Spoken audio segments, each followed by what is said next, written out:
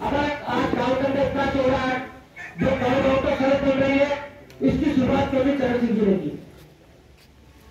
तो मैं आप सभी लोगों से कहना चाहूंगा कि देश के अंदर अगर आपके पास, हमारे पास कोई सबसे ज्यादा चीज, महत्वपूर्ण चीज है, तो वो संविधान और संविधान के अंदर वोट का अधिकार है।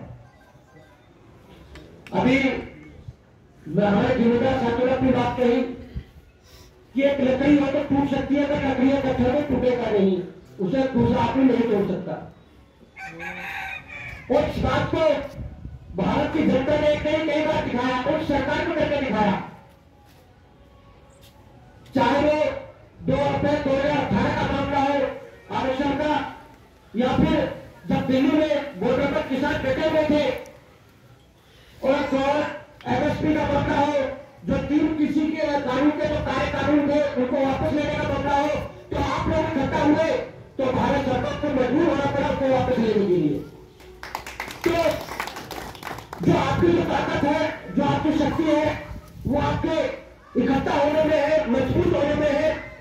और जब तक आप लोग इकट्ठा नहीं होंगे, चाहे कोई सरकार आ जाए, चाहे कोई राजा बन जाए, आपका भला नहीं करेगा। भला आपका क्या होगा जब आपके बीच का भाई, आपके बीच का व्यक्ति सरकार में जाकर अपने खिलाड़ियों पर भागीदारी की ईमानदारी से बात करेगा, तब किसानों का, मजदूरों का तब भला होगा।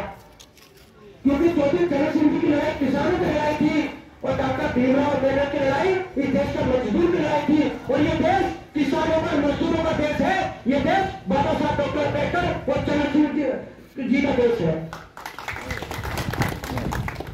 और क्योंकि हम लोग चुनाव की पूर्व संध्या पर है, अभी सभी लोगों ने एक बात कही, वोट को देने की बात, तो इस बात को बाबा साहब ने भी कहा कि वोट का अधिकार जो आपको दिया गया है, बड़ी जद्दोजहद के बाद आपको वोट का अधिकार मिला। लेकिन वो लोग तो चाहते नहीं थे इस देश के गरीब को, किसानों को, जो मजदूर लोगों को वोट का अधिकार मिले। उन्होंने क्राइटेरिया बना दिया था, देश के पढ़े लिखे लोग जो उस समय मजबूत लोग थे, अंग्रेजों में चाटुकार लोग थे, कि उन लोगों को वोट का अधिकार मिले जो कम से कम BA पास हो, उन लोगों को वोट का अधिकार मिले जिनके पास 5 एकड़ जमीन हो।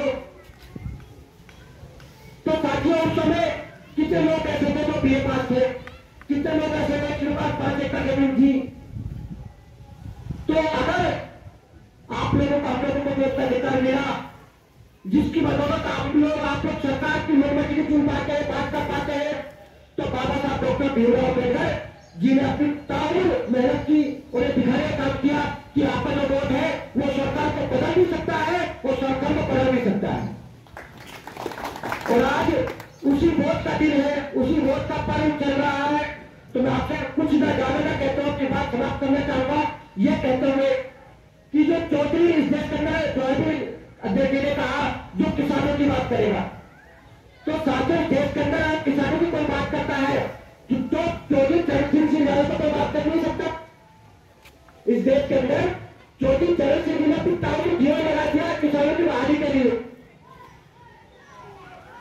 डॉक्टर अम्बेडकर का जीवन पूरा खराब कर दिया, पूरा लगा दिया, पूरा जो है मतलब कर दिया इस देश के मजदूरों के लिए, इस देश के पिछड़ों के लिए, कि जो देश की मुख्य धारा बनाने के लिए। तो इन दोनों महापुरुषों की जो आवाज है, जो बातें हैं, वो राष्ट्रीय लोकदल पार्टी पूरी तरीके से फॉलो करती है, पूरी तरीके से बढ़ती है।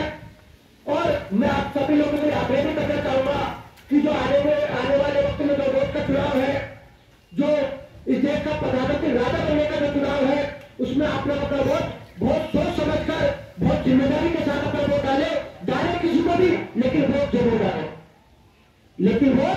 जरूर डाले, तो मैं ज्यादा कुछ नहीं कहता कि मौसम भी खराब हो रहा है। इस उम्मीद के साथ अपनी बात जो है समाप्त करता हूं कि वोट का काम है।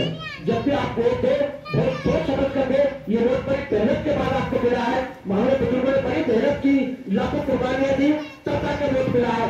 और आपके इसी वोट से राजा मिलता है। अगर आपका वोट सही रहेगा